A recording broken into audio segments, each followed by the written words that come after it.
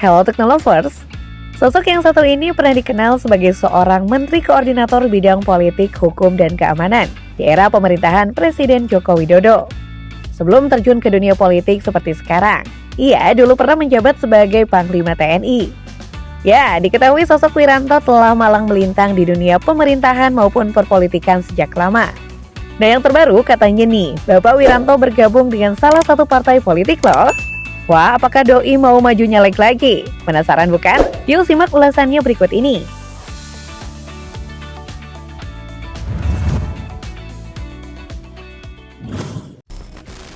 Perjalanan karir.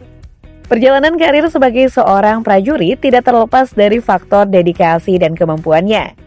Demikian halnya, karir Wiranto kian menanjak tak kalah ABRI memberi kepercayaan kepadanya untuk menjadi ajudan Presiden RI selama 4 tahun, yakni 1989 hingga 1993. Suatu masa jabatan ajudan Presiden yang relatif lama.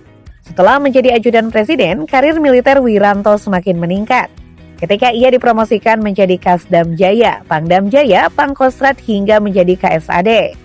Pada bulan Maret 1998, Presiden Soeharto kembali menunjuk Wiranto kala ini untuk menjadi Pangab atau sekarang disebut Panglima TNI. Akhir Orde Baru hingga awal Reformasi 1998, Wiranto otomatis terus-menerus berada di lingkaran istana. Bahkan saat Indonesia sedang mengalami pergantian kekuasaan dari Presiden Soeharto ke B.J. Habibie. Posisi Wiranto ini tetap dipertahankan hingga era Presiden B.J. Habibie. Usai Orde Baru runtuh, Wiranto pun masih bertahan di lingkaran istana. Bahkan ketika Presiden B.J. Habibie lengser pada tahun 1999, dia digantikan oleh Abdurrahman Wahid atau akrab disapa Gus Dur sebagai Presiden keempat Indonesia. Posisi Wiranto di pemerintahan tetap tak bergeming. Ia kemudian dipercaya oleh Presiden Abdurrahman Wahid untuk menjabat sebagai Menteri Koordinator Politik dan Keamanan. Namun akhirnya ia dinonaktifkan dan mengundurkan diri. Pada 26 Agustus 2003, ia meluncurkan buku autobiografi dengan judul Bersaksi di Tengah Badai. Di tahun 2004, Wiranto memenangi konvensi Partai Golkar atas Ketua Umum Partai Golkar Insinyur Akbar Tanjung. Dengan kemenangan ini, Wiranto kemudian melaju sebagai kandidat presiden pada 2004 bersama pasangannya Salahuddin Wahid. Pada pemilihan ini, Wiranto gagal melaju karena langkahnya terganjal pada babak pertama setelah menempati urutan ketiga. Mendirikan Partai Hanura dan maju dalam Pilpres. Tak berpuas diri dengan sejumlah jabatan yang dimiliki, Wiranto kembali menunjukkan eksistensinya di kancah perpolitikan dengan mendeklarasikan Partai Hati Nurani Rakyat atau Hanura pada 21 Desember 2006. Di sana ia menjabat sebagai Ketua Umum Partai. Tujuannya mendirikan Partai Hanura tak lain adalah sebagai kendaraan politiknya untuk maju pada Pilpres 2009. Pada 1 Mei 2009, ia bersama Yusuf Kala dari Partai Golkar mendeklarasikan diri sebagai pasangan Capres-Cawapres. Wiranto 2 kali kalah dalam Pilpres. Dengan penuh optimisme, pasangan ini menjadi yang pertama mendaftar di KPU. JK Wiranto mendapat nomor urut 3 dan disingkat menjadi JKWin. Dalam kontestasi tersebut, JK Wiranto harus berhadapan dengan pasangan Susilo Bambang Yudhoyono SBY Budiono dan Megawati Soekarno Putri Prabowo Subianto. Sayangnya, dalam pemilihan presiden yang dilakukan secara langsung ini, Wiranto kembali gagal meraih kursi kepresidenan.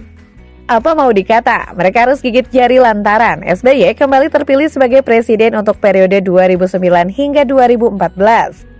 Meski terdiri dari 3 pasang capres, Pilpres 2009 hanya dilakukan 1 putaran. Lantaran SBY Budiono sukses meraup suara dominan, yakni sebanyak 73.874.562 atau dengan persentase 60,80%.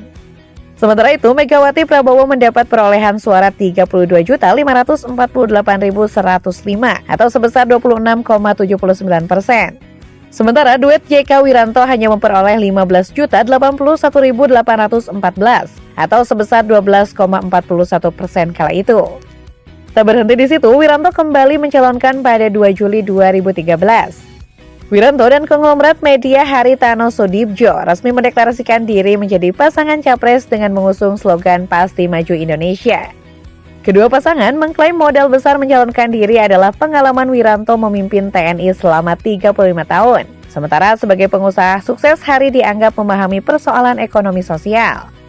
Meski begitu, Wiranto dan Haritanu Sudibjo kemudian urung mendaftarkan diri sebagai calon presiden dan wakil presiden pada pemilihan presiden tahun 2014.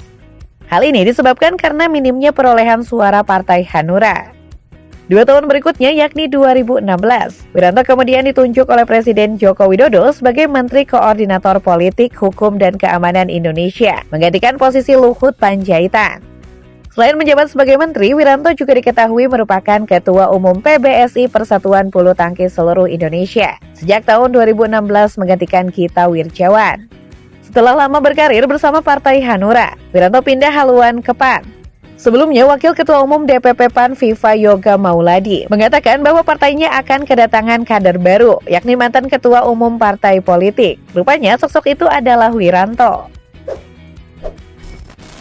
Kontroversi pelanggaran HAM. Nama Wiranto sendiri tak lepas dari catatan hitam dugaan pelanggaran HAM yang selama ini dituduhkan kepadanya. Pada 1998 saat menjabat sebagai Panglima ABRI, ia berhadapan dengan kasus dugaan penculikan, kerusuhan, dan penembakan aktivis mahasiswa.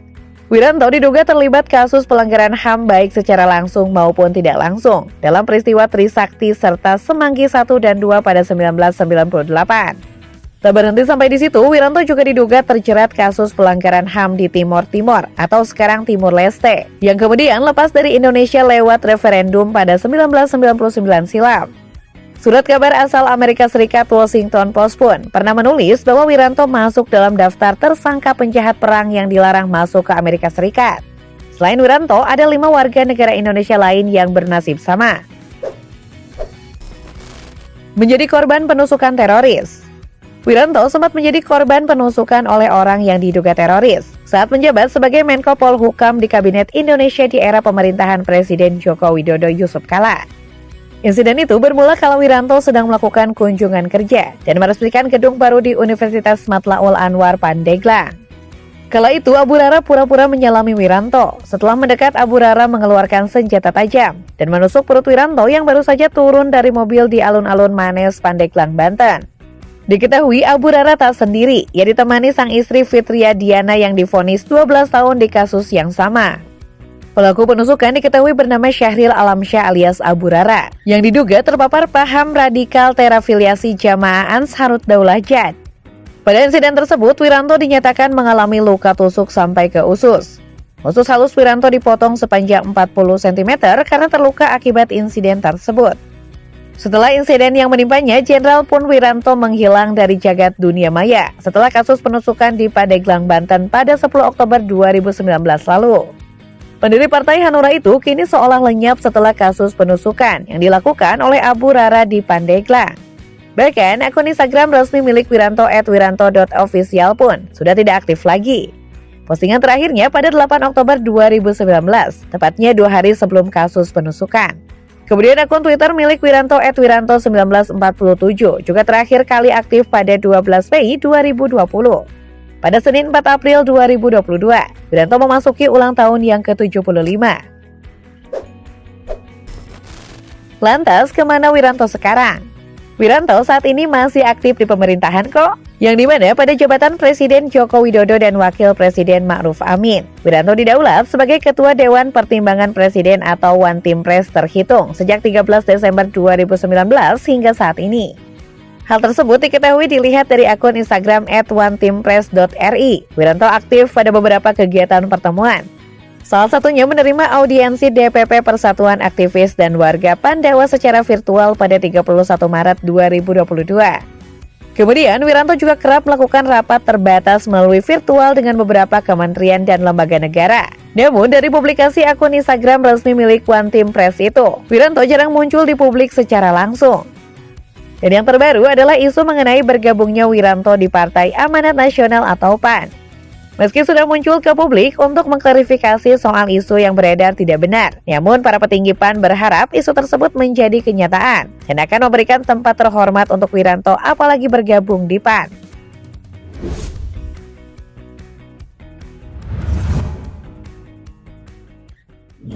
Nah, itulah tadi ulasan mengenai perjalanan karir Wiranto hingga saat ini. Menurut Teknolovers, gimana nih? Tulis pendapat kalian di kolom komentar ya. Yuk dukung terus channel ini dengan memencet tombol like, komen, dan subscribe. See you!